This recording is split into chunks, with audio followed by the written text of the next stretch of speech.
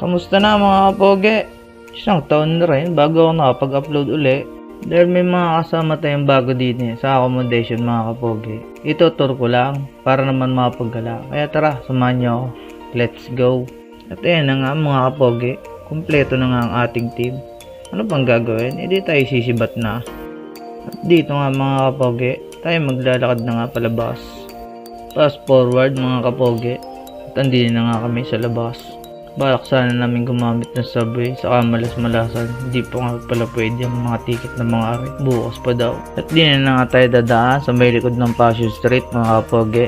Meron din naman trend din na nadaan papunta doon.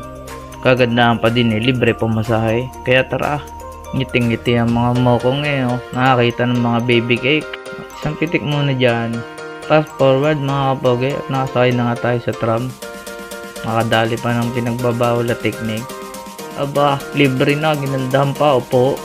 At ayan na nga mga kapoge, nakarating na kami dito sa medyo malayo, pero malapit lang. Ikot-ikot muna tayo din at din maraming mapepestohan papapicturean na Din nga lang pala malapit to sa amin mga kapoge, din sa parliament.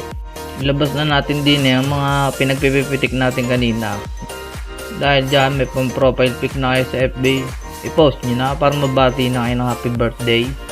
Relax muna. Napagod ka kalakad Yan talaga pag di na masyadong naglalabas sa bahay. At ayan na nga, tamang selfie na mga bago nating kaibigan. Sige, pakasawa kayo sa picture, 2 taon pa naman kayo din At sa partner pa rin nga mga kaibigan, di naman tayo pepesto.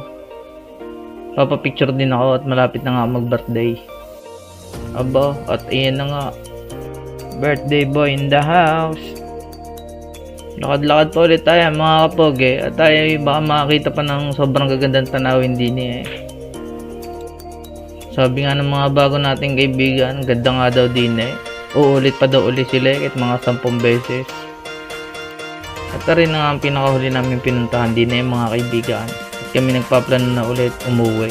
At mabilisan lang naman at ito mga team may mga pasok na bukas. Kaya mga kapoge, hanggang dito na lang yung video ko. Salamat ulit sa panonood.